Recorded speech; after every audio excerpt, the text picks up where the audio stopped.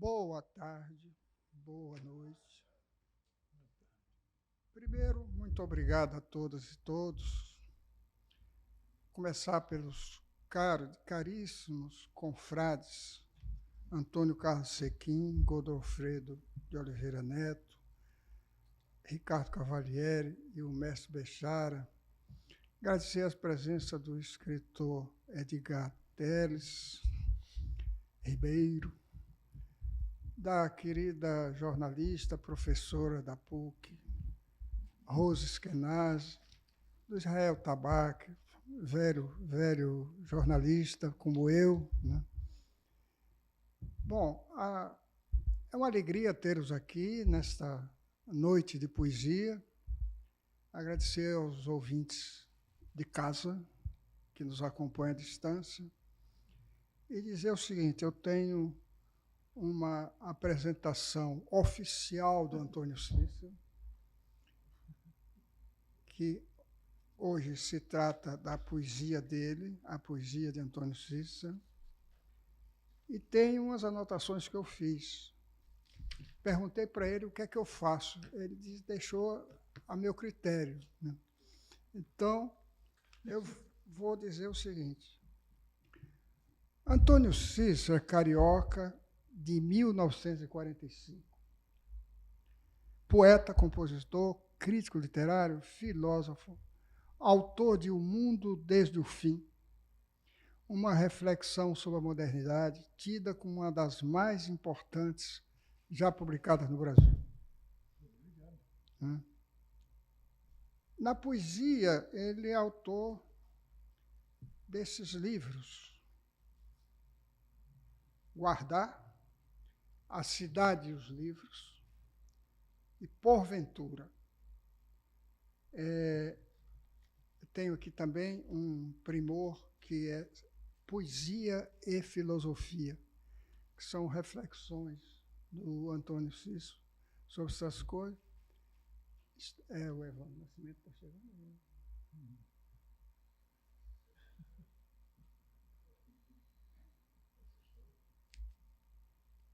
Sobre Antônio Cícero, tem-se dito belas coisas.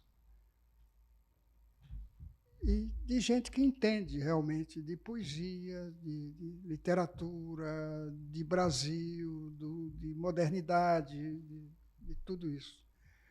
Silviano Santiago, por exemplo, diz que ele é o poeta, ao mesmo tempo herdeiro das superfícies e das profundezas. Evandro Nascimento, eu acho que acabou de chegar aqui, né? Ressalta o seu maravilhoso percurso literário, né?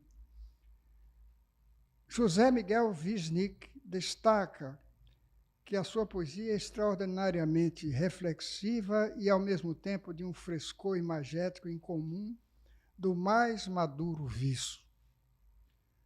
Chegou a nossa querida colega Rosisca Darcy de Oliveira. Muito obrigado por sua presença aqui. Antônio Carlos Sequim, aqui presente, na apresentação desse livro, Porventura, diz o seguinte: Antônio Cícero não escreve para leitores distraídos ou refratários ao terreno da alta cultura.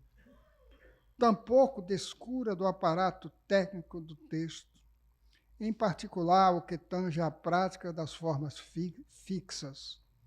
Com grande apuro, elabora muitos versos, na maioria brancos, em torno do decassílabo, e costuma recorrer a apoios rítmicos, troantes ou sonantes, mais intensos na parte final dos poemas. Antônio Cícero, todo mundo sabe, é um compositor famoso. Autor de sucessos como A Francesa, Fou Grace, O Último Romântico, entre muitos outros. Na música, ele carimbou na minha testa um verso, um verso memorável.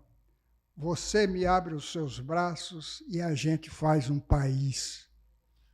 Antônio Cícero, que país é esse que você quer fazer abrindo os braços? Eu agradeço por essa introdução sua. Está longe? Eu agradeço essa introdução.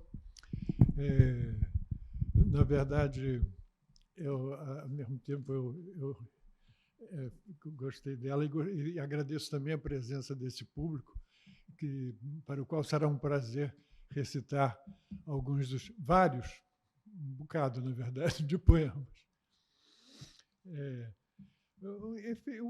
Esse país não é o que na verdade, eu acho que se reflete o que eu penso desse país, que deve ser esse país, o que eu penso que devia ser o mundo, em certo sentido, se encontra exatamente na minha poesia. É melhor do que fazer uma definição conceitual, que seria impossível, na verdade, então, do Brasil. Aos trabalhos. Então, vamos lá. Boa noite a todos. Né? Bom, você queria ler esse aqui? Você tinha dito que gostaria de ler? Depois eu vou ler o aqui. Tá. Peraí. É a Cidade dos Livros? Não, porque ele tinha me dito que gostaria de ler algum. É desse livro, a Cidade e os Livros, que eu li um pouco tardiamente, depois de ter publicado um livro chamado O Centro das Nossas Atenções. E eu fiquei com uma dívida imensa com você, porque era um poema que eu devia dar como epígrafe daquele livro, O Centro das Nossas Atenções. E fico numa culpa danada que eu espero agora me redimir um pouco contando essa história, né?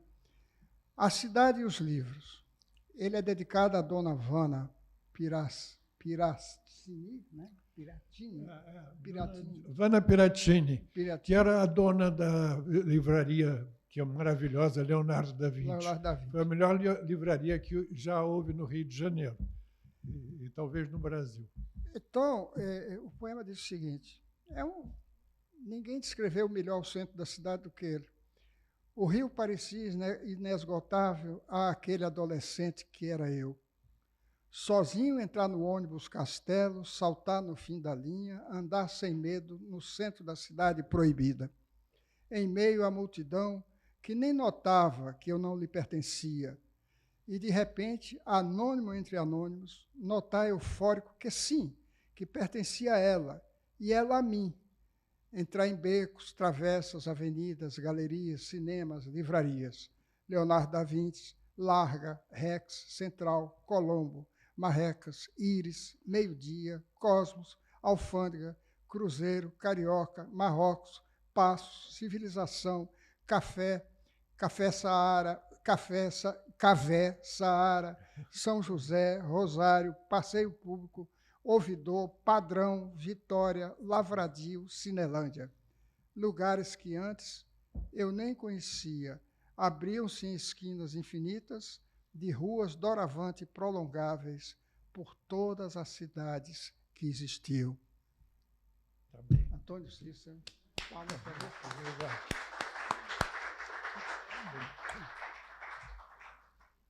Bom, vamos começar lendo um poema que foi...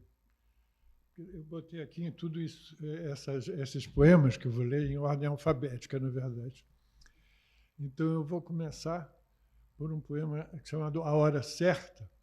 Aquele se chamava A Cidade e os Livros, esse aqui é A Hora Certa. E foi um poema que eu fiz recentemente, que foi musicado pelo compositor Arthur Nogueira, do Pará, né? A Hora Certa. Certas coisas acabam na hora certa, mas essas são tão raras, pois quase todas se enterram bem antes de acabadas, esboços de si mesmas, ou então, depois da própria morte, em estado de decomposição. Por exemplo, os amores, os ideais, a juventude, a vida dos animais, dos seres humanos e dos deuses, os poemas. Mas viva na memória o que consiga, inesperadamente, chegar ao próprio termo na hora certa. O poema seguinte é Água Perrier. Não quero mudar você, nem mostrar novos mundos, pois eu, meu amor, acho graça até mesmo em clichês. Adoro esse olhar blasé, que não só já viu quase tudo, mas acha tudo tão déjà vu, mesmo antes de ver. Só proponho alimentar seu tédio. Para tanto, exponho a minha admiração. Você, em troca, cede o seu olhar sem sonhos à minha contemplação. Adoro, sei lá por quê, esse olhar meio escudo, que em vez de meu álcool forte, pede água Perrier.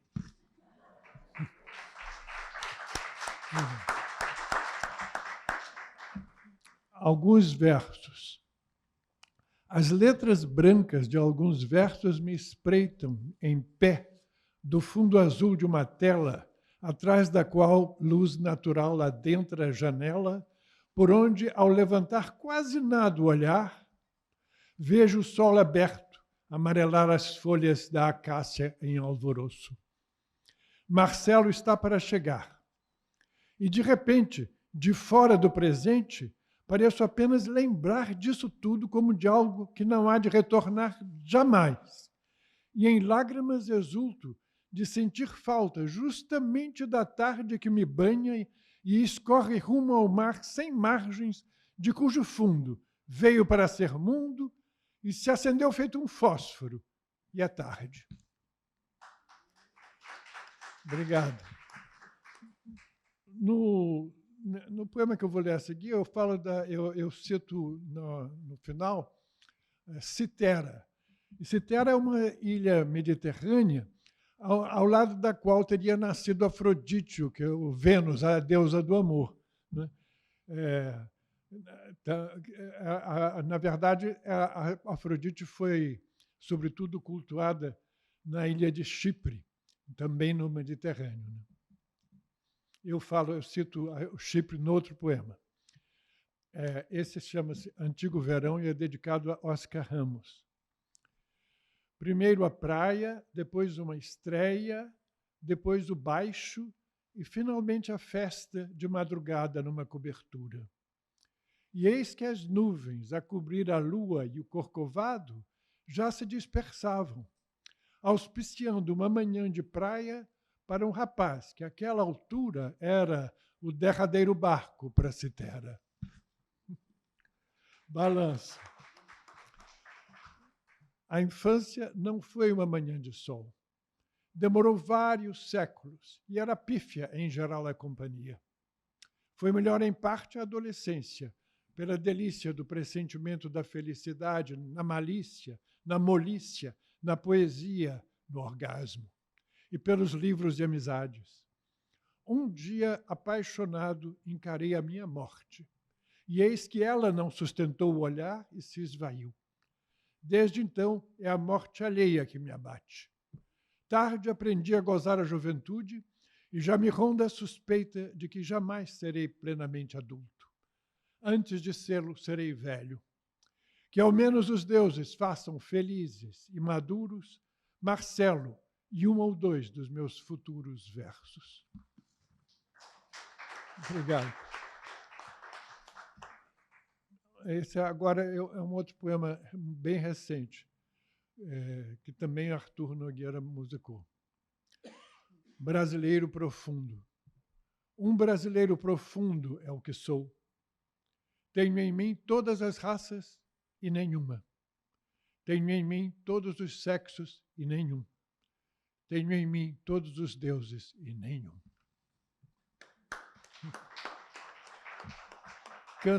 Canção do amor impossível. Como não te perderia se te amei perdidamente? Se em teus lábios eu sorvia néctar quando sorrias? Se quando estavas presente, era eu que não me achava, e quando tu não estavas, eu também ficava ausente? Se eras minha fantasia elevada à poesia, se nasceste em meu poente, como não te perderia? O seguinte chama-se Consegui. Eis o que consegui. Tudo estava partido E então juntei tudo em ti. Toda a minha fortuna, quase nada, tudo. Muitas coisas numa só. Eu quis correr esse risco antes de virar pó. Juntar tudo em ti. Toda joia, todo pendrive, todo cisco, tudo que ganhei, tudo que perdi, meu corpo, minha cabeça, meu livro, meu disco, meu pânico, meu tônico, meu endereço eletrônico, meu número, meu nome, meu endereço físico, meu túmulo, meu berço, aquela aurora, este crepúsculo, o mar, o sol, a noite, a ilha, o meu opúsculo, meu futuro, meu passado, meu presente, meio aqui e meio ausente, meu continente, meu conteúdo, e além de todo mundo, também tudo que é imundo, tudo, o medo e a esperança, algo que fica, algo que dança, o que sei, o que ignoro, o que rio e o que choro, toda a paixão, todo o meu ser, todo o meu não. Tudo estava perdido, e aí juntei tudo em ti. Declaração. Quantas vezes lhe declarei o meu amor? Declarei-o verbalmente inúmeras vezes, e o declaram todos os meus gestos tendentes a você. A minha língua, a brincar com o som do seu nome, Marcelo, o declara, e o declaram os meus olhos felizes quando veem chegar feito um presente e de repente elucidar a casa inteira, que, conquanto iluminada, permanecia opaca sem você. E quando, tendo apagado todas as lâmpadas, juntos, no terraço, nos consignamos aos traslados dos círculos do relógio do céu noturno, ou aos rios de nuvens em que nos miramos e nos perderemos, declaro-o no escuro. Desejo.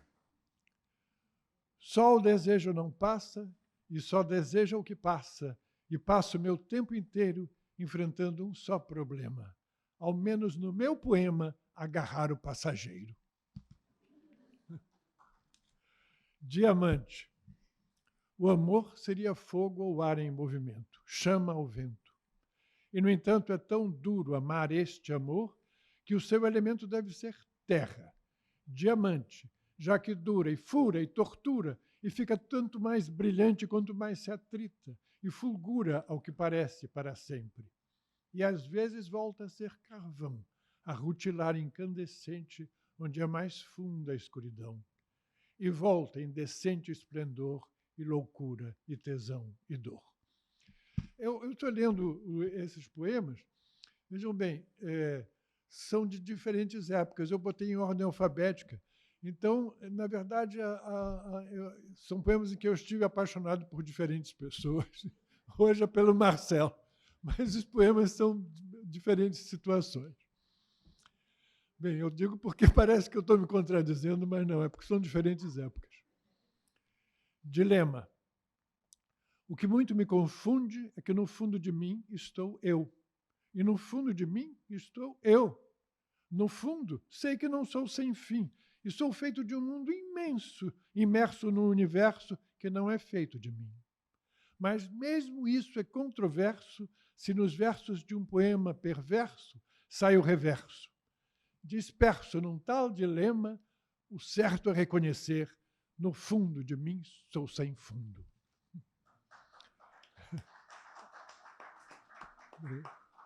Eco. A pele salgada daquele surfista parece doce de leite condensado. Como seu olhar, o mar é narcisista, e na vista de um, o outro é espelhado. E embora, quando ele dança sobre as cristas, goste de atrair olhares extraviados de banhistas distraídos ou artistas, é claro que o mar é seu único amado. Ei-lo molhado em penaria. Folgado, ao pôr do sol tem de um lado a prancha em riste e usa do outro uma gata e um brinco e assiste serenamente ao horizonte inflamado e a brisa o alisa. E, enfim, ele não resiste à beleza e diz, sinistro, e ouve eco ao lado. Elo. Dizem ser Marcelo mar e céu. Dizem ser vão Perdão, vou repetir. Elo. Dizem ser Marcelo mar e céu. Dizem ser vão ser e ser poeta. Só que desde que me aconteceu esse horizonte azul, assim, sem reta, quero ser não o poeta, ser o verso de Marcelo, ser a rima de Marcelo, ser esse elo entre ar, mar, céu, nome, ser, não ser Marcelo. Esse amante. Não é exatamente que esse amante pretenda confundir-se com a amada. O que acontece é que no mesmo instante em que lúcido e lúbrico prepara com circunspecto engenho e arte a entrega da mulher, ele saboreia o gesto gemido, o tremor que observa e interpreta cada sinal de volúpia nos termos da sua própria carne. Discernir-se dela ao olhá-la e achá-la em si são lados reversos da mesma moeda. Ele que, com o fim de seus anseios nos seios de suas mãos, vê-se compenetrado e entregue a um gozo que quiçá se finge. Felicidade. Felicidade é o acaso que te faz o que és. Nada queres dizer. Nada deves a trabalho ou a dever. Perverso, brincas. Criatura de um só dia absoluto, és festa, serás luto. És festa, sonho, carne, frêmito. Não mereces este prazer, nem eu mereço teu amor. Tudo entre nós é gratuito e muito e parte. Cardumes de sol ao mar, quase sem arte. Quero-te feliz. História.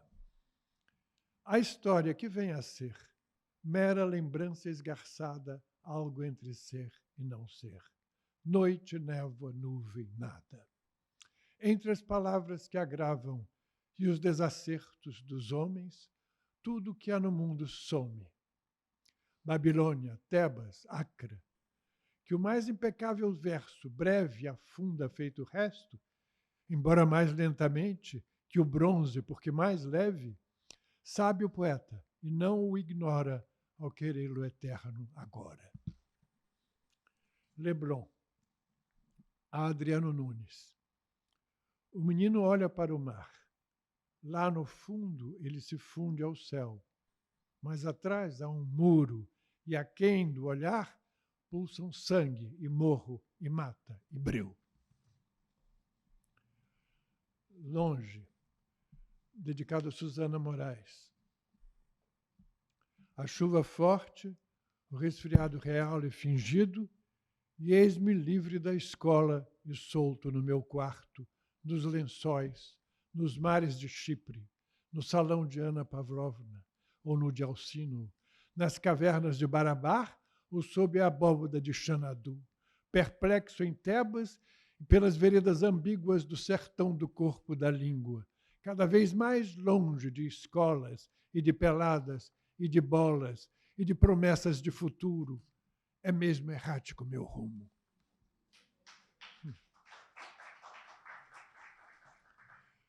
Merde de poète. Quem gosta de poesia visceral, ou seja, porca, preguiçosa, lerda, que vá ao fundo e seja literal, pedindo ao poeta, em vez de poemas, merda. Museu de Arte Contemporânea, Máquina. Fica em Boa Viagem. Disco voador ele não é, pois não pousou na pedra, mas se ergue sobre ela. Nem alça voo.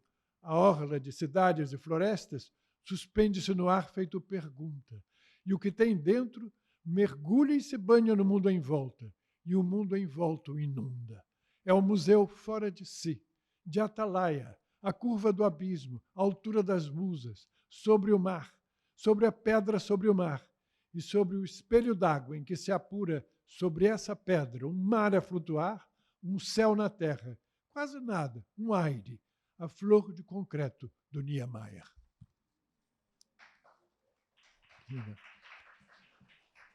Muro. E se um poema opaco feito muro te fizer sonhar noites em claro? E se justo o poema mais obscuro te resplandecer mais que o mais claro? Na praia. Na praia, parece que foi ontem. Ficávamos dentro d'água eu, Roberto e Binho, Roberto Fontes e Vinícius. A água era um céu e voávamos nas ondas transparentes, deslizantes do azul mais profundo do fundo cian do Oceano Atlântico do Sul. Mas era outro século. Roberto morreu Vinícius.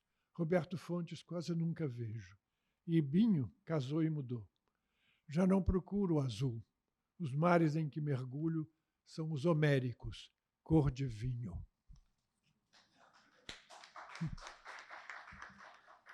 Nihil. Nada sustenta no nada esta terra, nada este ser que sou eu. Nada a beleza que o dia descerra, nada a que a noite acendeu. Nada esse sol que ilumina enquanto erra pelas estradas do breu. Nada o poema que breve se encerra e que do nada nasceu. O fim da vida. Conhece da humana lida a sorte. O único fim da vida é a morte. E não há, depois da morte, mais nada. Eis o que torna esta vida sagrada. Ela é tudo e o resto nada. O parque, dedicado a Cal Albuquerque. À noite ele vai ao parque, entre o mar e a cidade, e o precipício do céu e o abismo do seu eu. Com toda amabilidade, ele joga a rede, fere as águas da noite suave e colhe o que se oferece.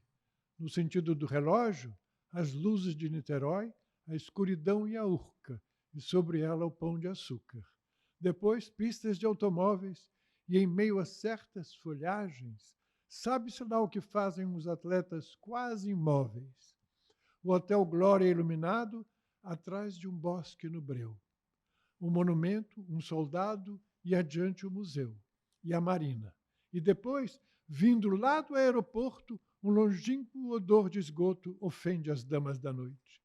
E há vultos à beira-mar e amantes à meia-luz.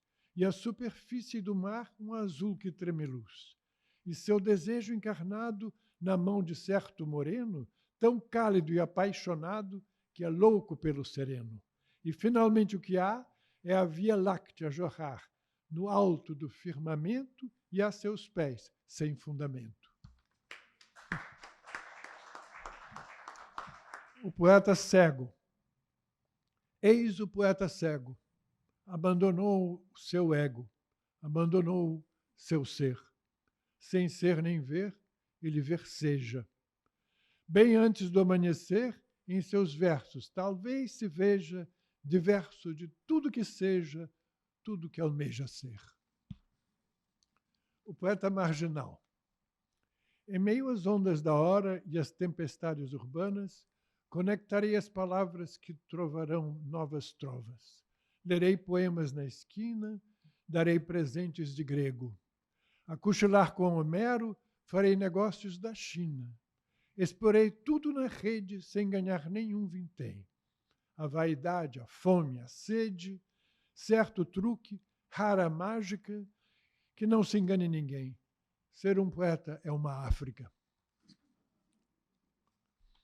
O poema seguinte é baseado no oráculo que a pitonisa de Delfos fez a Juliano o Apóstata, que queria saber quais eram as possibilidades de restauração do politeísmo que havia sido esmagado pelo cristianismo. Veja bem, aí a oráculo responde. Oráculo, vai e diz ao rei, cai a casa magnífica, o santuário de Apolo, fenece o louro sagrado. A voz da vidente emudece, as fontes murmurantes se calam para sempre. Diz adeus, adeus, tudo erra, tanto a terra vagabunda quanto tu, planetário. Criança e rei, delira e ri. O meu sepulcro não será tua masmorra. Alimenta teu espírito também com meu cadáver, pisa sobre estas esplêndidas ruínas, e se não há caminhos, voa. Voa, ri, delira, nessa viagem sem retorno ao fim. O País das Maravilhas. Não se entra no País das Maravilhas, pois ele fica do lado de fora, não do lado de dentro.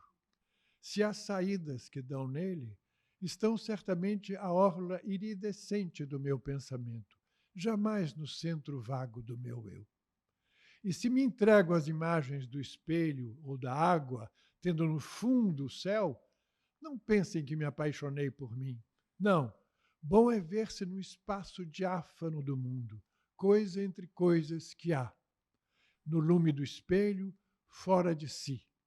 Peixe entre peixes, pássaro entre pássaros, um dia passo inteiro para lá. Os ilhéus. Uma sombra pode vir do céu, imponderável como as nuvens, e cair no dia feito um véu ou a tampa de um ataúde. E nada impede que se afundem neo-atlântidas e arranha-céus, ou que nossas cidades luzes, submersas, se tornem mausoléus. Em arquipélagos, os ilhéus pisarão ruínas ao lume do mar, maravilhados e incréus e devotados a insolúveis questões, espuma, areia, fúteis e ardentes caminhadas ao léu. Palavras aladas. Os juramentos que nos juramos entrelaçados naquela cama seriam traídos se lembrados hoje. Eram palavras aladas e faladas não para ficar, mas encantadas voar.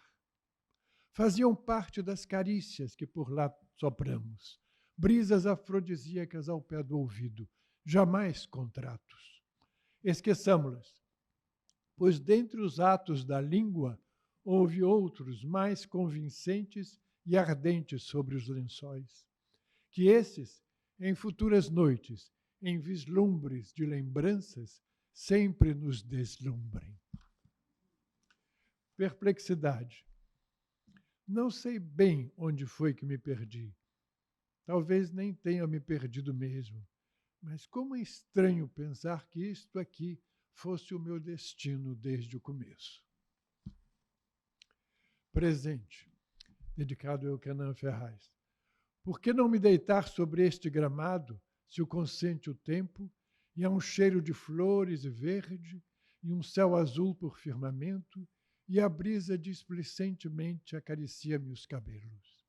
E por que não, por um momento, nem me lembrar que há sofrimento de um lado e de outro, e atrás e à frente, e ouvindo os pássaros ao vento, sem mais nem menos, de repente, antes que a idade breve leve cabelos, sonhos, devaneios, dar a mim mesmo este presente.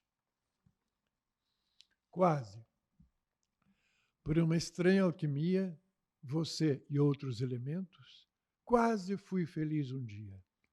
Não tinha nem fundamento. Havia só a magia dos seus aparecimentos e a música que eu ouvia e um perfume no vento. Quase fui feliz um dia. Lembrar é quase promessa, é quase alegria. Quase fui feliz a beça, mas você só me dizia, meu amor, vem cá, sai dessa. Sair. Largar o cobertor, a cama, o medo, o terço, o quarto, largar toda a simbologia e religião, largar o espírito, largar a alma, abrir a porta principal e sair. Esta é a única vida e contém inimaginável beleza e dor. Já o sol, as cores da terra e o ar azul, o céu do dia, mergulharam até a próxima aurora. A noite está radiante e Deus não existe nem faz falta. Tudo é gratuito. As luzes cinéticas das avenidas, o vulto ao vento das palmeiras e a ânsia insaciável do jasmim. E sobre todas as coisas, o eterno silêncio dos espaços infinitos, que nada dizem, nada querem dizer e nada jamais precisaram ou precisarão esclarecer. Stromboli. É uma citação inicial, que é um verso de Fernando Pessoa, que diz: dorme enquanto eu velo. Dormes, belo. Eu não, eu velo, enquanto voas ou velejas e inocente exerces teu império. Amo, o que é que tu desejas? pois sou a noite, somos eu poeta, tu proeza, e de repente exclamo, tanto mistério é, tanta beleza. 3h47 da madrugada. Bem que Horácio dizia preferir dormir bem a escrever poesia.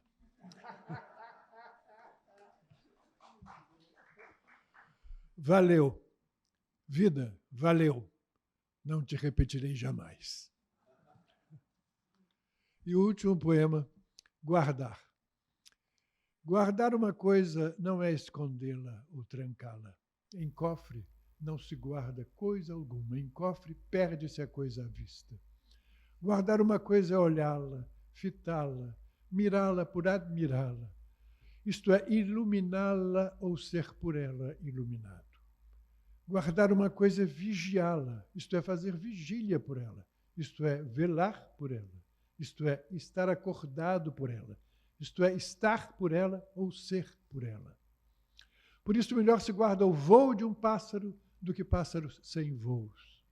Por isso se escreve, por isso se diz, por isso se publica, por isso se declara e declama um poema. Para guardá-lo.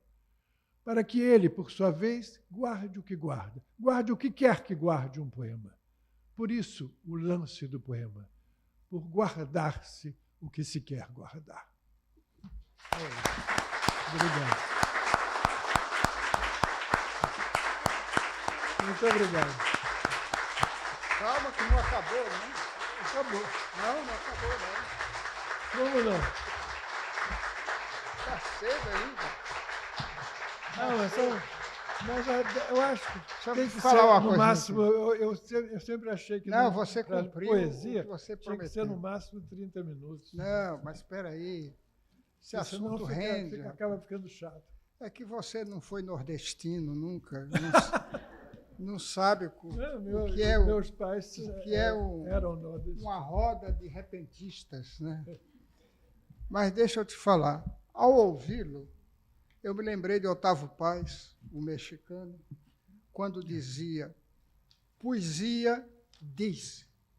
É perfeito. Poesia foi feita para se dizer. Né? É magnífico isso. E eu tenho umas curiosidades, Antônio Cícero, por trás dessa poesia tão bem trabalhada, tão bem dita. Né? Você deve ter sido um garoto que leu poesia sempre, desde cedo. Né? Certamente não foi um garoto como eu, que começou lendo JG de Araújo, aquele que escrevia um livro assim, amo, com 3 pontos de interrogação. Ele dizia, amo a poesia que escrevo, entusiasta declamo, aqueles que, como eu, têm alegria de amar. Né? Mas, olha, isso foi importante, porque eu acho que o leitor se faz por escadas, vai subindo um degrau, né? Vai indo um degrau. Com certeza você leu Vinícius de Moraes desde muito cedo. Né? E aí eu vou aproveitar para te contar uma historinha do Vinícius. Né? O Vinícius eu descobri um dia na revista O Cruzeiro, numa cidade do interior da Bahia, numa sessão chamada Arquivo Secreto, era uma coisa assim. Arquivos Implacáveis, do José Condé. Né?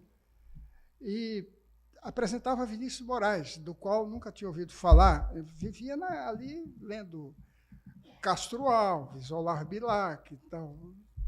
E quando o poema do Vinícius que ele mostrava dizia o seguinte, começava assim, era O Falso Mendigo. Minha mãe manda a menina na venda comprar uma folha de papel ao maço, quer escrever um poema, tem um tédio enorme da vida. É como o motorista do ônibus que vai dirigindo assim, de repente o ônibus está muito cheio e ele dá uma freada para ajeitar a carga. Né? Pá, tem um tédio enorme. Passou a vida toda, chega no início com a música, esse mundo do qual você viveu, pertenceu e pertence. Um dia eu sou convidado para o lançamento de uma edição de uma revista paulista chamada Status, que era concorrente da Playboy, né? Aí, por quê? Porque a figura da capa era a Fafá de Belém, com a sua exuberância amazônica, né? E apresentada por Vinícius de Moraes. Então, o diretor da editora aqui no Rio achou de convidar poetas, escritores e tal, para o Vinícius não ficar lá sozinho nesse lançamento, que era no Country Club, né? Aí vamos lá, e estou eu ao lado do Antônio Calado, que foi desta casa, aquele lorde que tanta falta nos faz, rolando um bala 12 ali, para cima e para baixo, estava assim uma coisa, e Fafá num canto, e a gente com vergonha de falar com ela, assim, Fafá, eu te via natural nessa revista, ficava uma coisa meio estranha. E eu esperando uma brecha para falar com o Vinícius, pela primeira vez e única vez, né? Quando abri uma clareira, eu chego de copo na mão e disse assim, poeta, eu queria lhe fazer uma pergunta. Ele disse, qual é a pergunta? Eu disse, eu estou fazendo um romance que no desenrolar da história, o narrador, o personagem principal, lembra de um poema seu e recita esse poema. Eu queria saber se isso tem problema, se eu, com direito autoral, como é que... Ele botou a mão no meu ombro e disse assim, qual é o poema? Eu disse, quem pagará o enterro e as flores se eu me morrer de amores? Quem, dentre amigos, tão amigo para estar no caixão comigo? Ele disse, pode botar à vontade, porque este é o meu melhor poema, é o que eu mais gosto. Aí eu, rodei assim, chego, está calado aqui contra a parede, eu digo, Xará, olha que maravilha, conta a história para ele. Ele disse, deixa de ser bobo, Xará. Ele disse, pô, por quê? Ele disse, já vi que você não conhece a peça. Eu disse, mas por quê? Ele disse, porque se conhecesse, sabia que qualquer um que você recitasse, ele ia dizer a mesma coisa. Pode, está autorizado, porque é o meu melhor poema. Bom, eu queria saber o seguinte, como é que foi o seu começo? Como é que você chegou a essa poesia? Bom, Quem são as suas influências? Quem foram aqueles que você... Aquelas fontes que você bebeu mesmo? Eu desde bem adolescente, né, que eu leio, um pouco até antes, eu acho, comecei a ler poemas. Comecei a ler em geral, de coisas em geral, na biblioteca de meu pai. E os poemas que ele tinha, livros de poemas que ele tinha, né, em português, que é, sobretudo, na verdade, eu acho que quem mais foi importante para mim foi o Drummond de Andrade.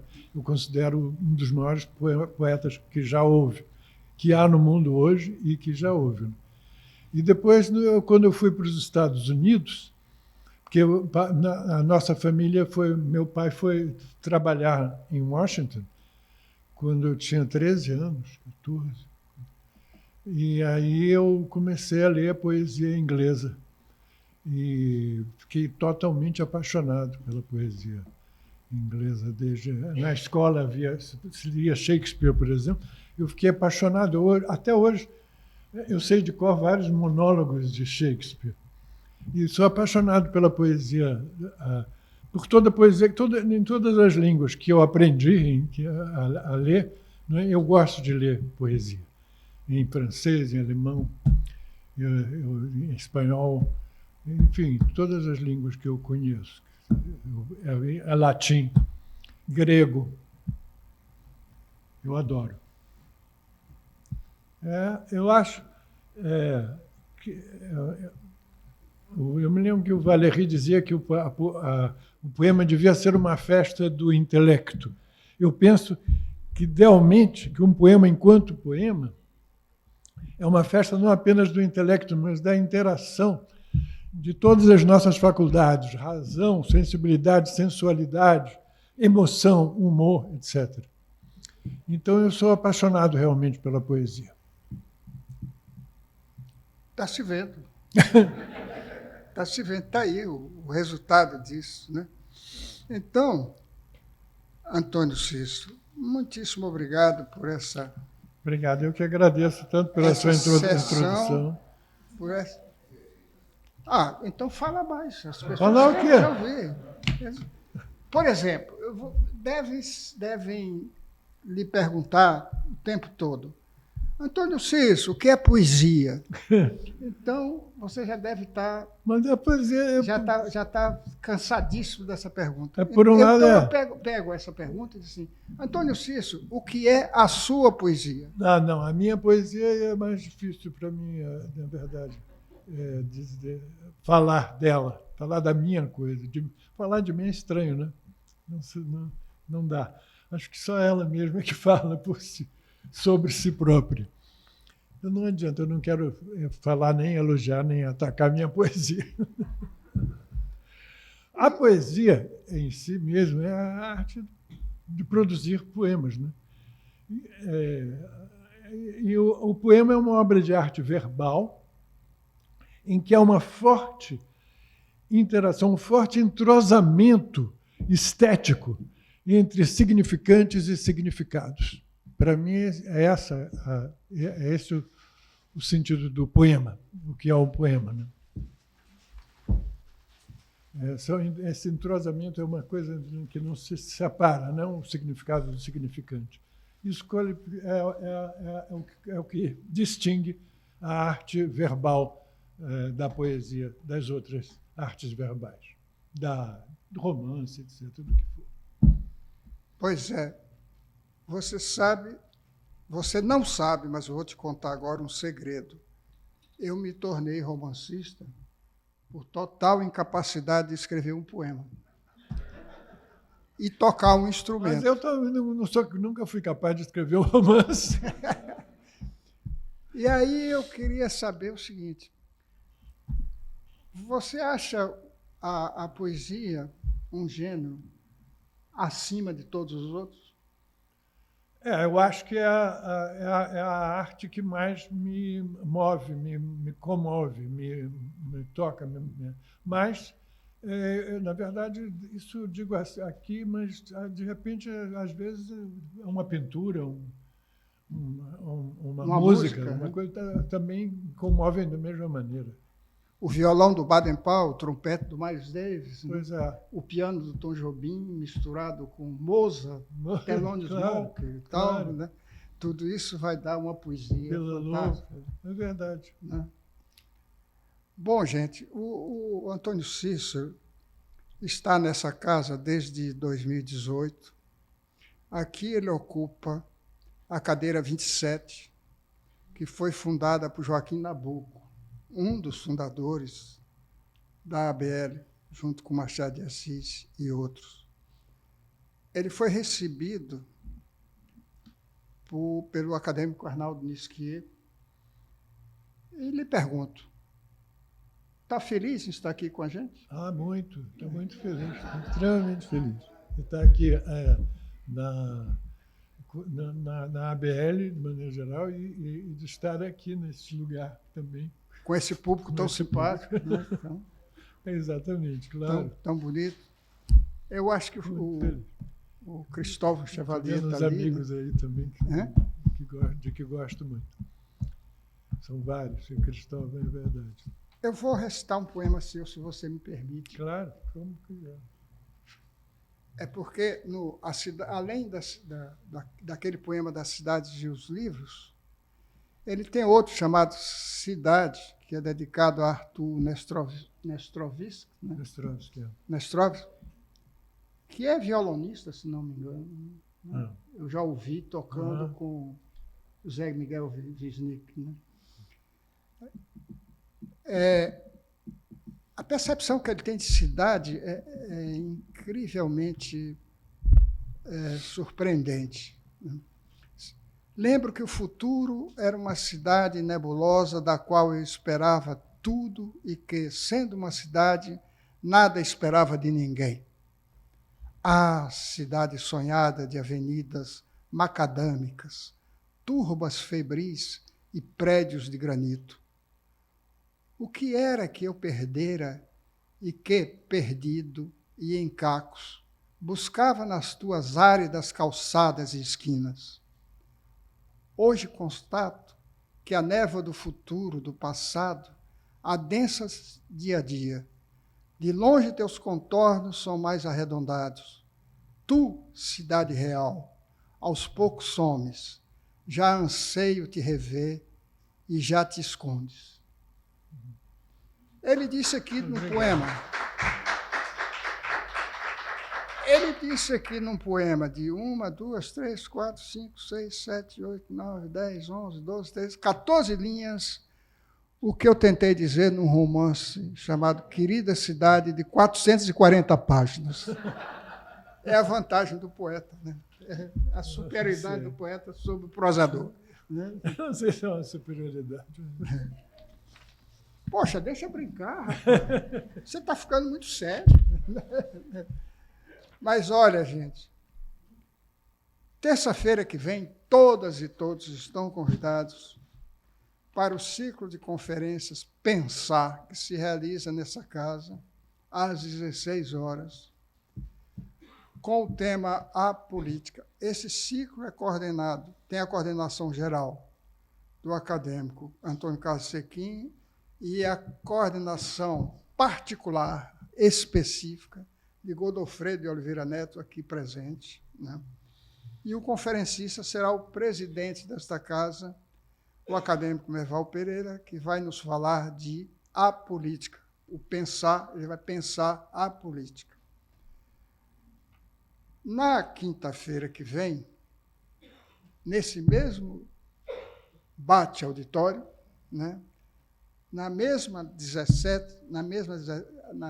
mesmo horário, 17h30, haverá aqui uma mesa redonda, comemorações sobre os 500 anos do nascimento de Luiz de Camões, né? Camões, a pretidão do amor. A conferencista é a portuguesa Rita Marnoto, e a coordenação será do poeta Antônio Carlos Sequim, a quem agradecemos muito por ter aceitado esse convite. Enfim, Antônio Cícero, muito obrigado. Quer recitar mais um poema? Quer dizer mais uma coisa? Não, acho que né? Já disse muitos. Já disse muitos. Algo no forno? Hein? Algo no forno? Não, às vezes, de repente, um poema aparece quando a gente menos espera. E é difícil, eu não posso, por exemplo, decidir. Eu posso decidir escrever um ensaio filosófico e escrever, realmente. Agora, um poema, não sou eu que decido. Alguma coisa vem de algum lugar de mim próprio, mas que eu não domino. Ele me domina. Então, continue sendo dominado e continue nos apresentando, dizendo os seus poemas. Né? Obrigado.